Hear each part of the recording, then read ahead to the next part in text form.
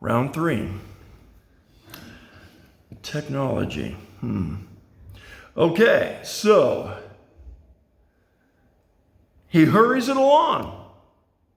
He comes right to the conclusion. He sees the people are starting to show up. And he realizes, I need to, there's a clock going. And so he gets after it. He said, I command you to come out of this child. Back up. When Jesus saw that the crowd of onlookers was growing, he rebuked the evil spirit. Listen, you spirit that makes this boy unable to hear and speak. Note that is what's called a word of knowledge. Not wisdom yet, but a word of knowledge. As one of the gifts of the Spirit, a word of knowledge is knowing something not in our intellect, but the Spirit of God has imparted that to us. Jesus has only been told that this Spirit comes upon him and prevents the boy from speaking. But he says, you spirit who makes this boy unable to hear and speak. He adds to it because he sees clearly. He said, I command you to come out of this child and never enter him again. Then the spirit screamed. I'll bet he did. A mute spirit screamed. Well, what do you know?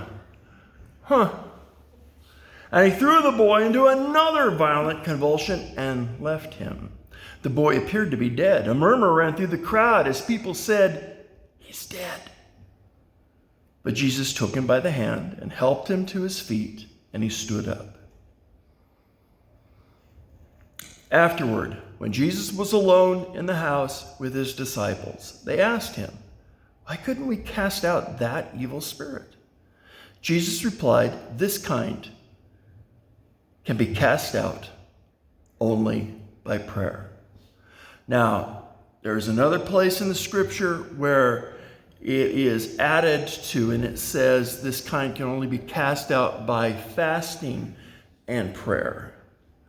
Understand that the two go together. Prayer is how would I say that?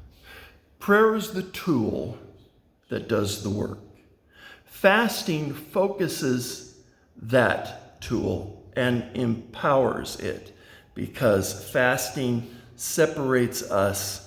It helps us get away from the flesh and the needs of the flesh, and helps us step into the Spirit and operate more easily in that realm. That's the power of fasting. It makes our prayers far more powerful. Okay? So that isn't to say that when he here says, this kind can only be cast out by prayer, that doesn't mean he's not saying fasting. You have to understand his audience too. He's speaking to his disciples. These are Jewish men in the first century, and they understood fasting. It was a common practice of the day. It was expected. Jesus taught them at another time, not if you fast. No, he says when you fast, because it's something they did all the time. It was part of the Jewish ceremonies and rituals. And so it was an expectation. So fasting was something that it was common. But the important part here is he says this kind of demon. What kind of demon? And, is he talking deaf mute? Maybe. I would say it isn't clear. But there are two things happening here that I think it could relate to. One is a deaf mute. Why?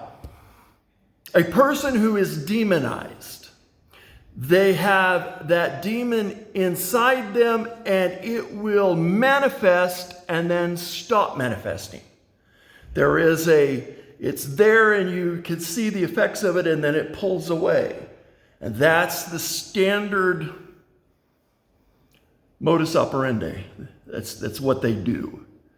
But in a deaf mute, you're seeing, it's not the only kind of demon that does this, but it in particular is manifesting 24/7 all the time. Because the boy isn't mute when the demon manifests, he's mute all the time. So that thing is manifesting all the time. It will do a special manifestation that appears like epilepsy, but as far as deaf and mute, it's all that time, just solid. And so I would say that there are demons